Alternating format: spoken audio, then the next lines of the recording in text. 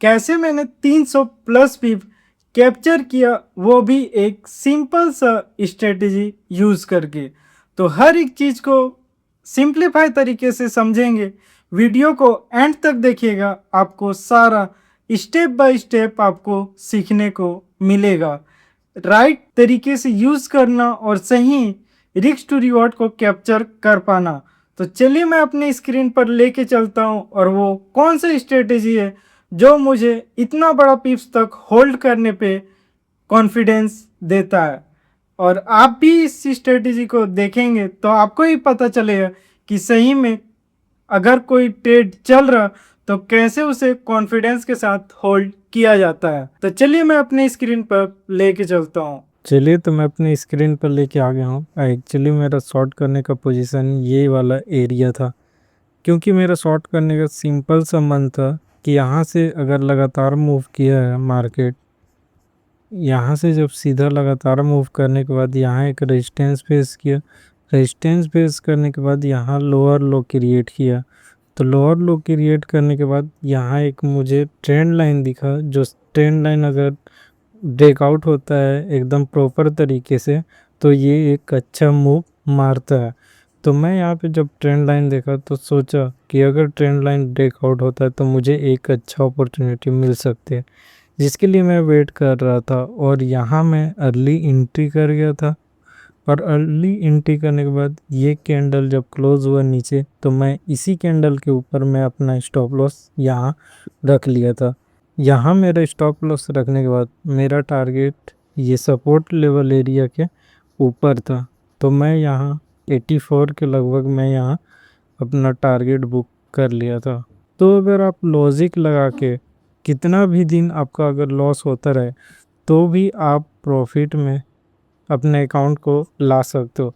But अगर आपका account या फिर आपका लूजिंग स्ट्रिक चल रहा तो आप कितना भी अच्छा ट्रेड लोगे ना तो वो माइनस में ही जाएगा। यहाँ देखो 1:5 का मेरा रिस्क टू रिवॉर्ड मुझे कैप्चर करने को मिला, मतलब कि अगर मैं लगातार 5 ट्रेड अब लूज़ करूँगा तब जाके ये मेरा प्रॉफिट जाएगा।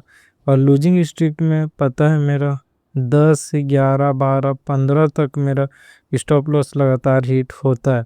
बट इस बार मैं अपने डिसिप्लिन के साथ एक दिन में 1 से 2 ट्रेड बस करने वाला हूँ, इससे ज़्यादा मैं ट्रेड एग्जीक्यूट नहीं करने वाला हूँ, ये मैं सोच लिया हूँ। और अपना रिस्क टू रिवॉर्ड 1:4 या फिर 1:5 कोई भी रैंडम ट्रेड एग्जीक्यूट नहीं करने वाला हूँ। और चाहे मूव कितना भी आ जाए मैं अपना 1:3 तक मिनिमम मैं कोशिश करूँगा अपना कैप्चर करने का। और उसके बाद देखता हूँ कि ये अकाउंट को एक्चुअली में पास करके कंसिस्टेंट तरीके से पास करके डिसिप्लिन का और मैं पे आउट ले पाता हूँ या फिर नहीं। ये तो मुझे एक अच्छा पोजीशन मिला और मैं क्रिएट करके 1:5 में बुक किया हूँ।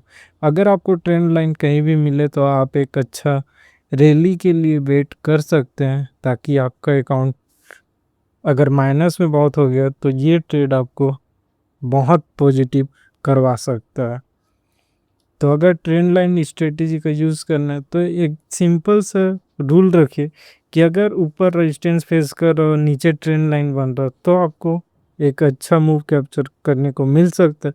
बट अगर आप कहीं पे भी अपना डाउन साइड का ट्रेंड लाइन बन रहा और वहाँ पे आप कैप्चर करना चाहोगे तो वहाँ पे आपका स्टॉप लॉस हिट हो सकता है। बट जहाँ पे अगर रेजिस्टेंस मल्टीपल बार फेस कर चुका है वहाँ पे आपको एक डाउन साइड की तरफ अच्छा मूव कैप्चर हो सकता है। तो ये भी बहुत ज़रूरी होता है कि कहाँ पे आप ट्रेंड लाइन का यूज़ कर रहे हैं, जिससे आपको एक अच्छा रिस्क टू रिवॉर्ड आपको कैप्चर करने को मिले।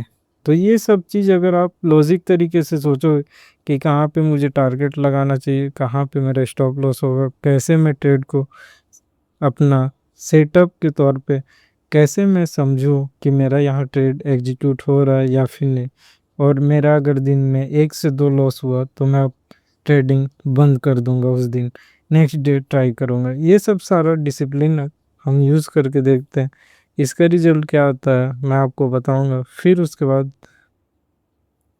और बड़े अकाउंट में फिर ट्राई करेंगे।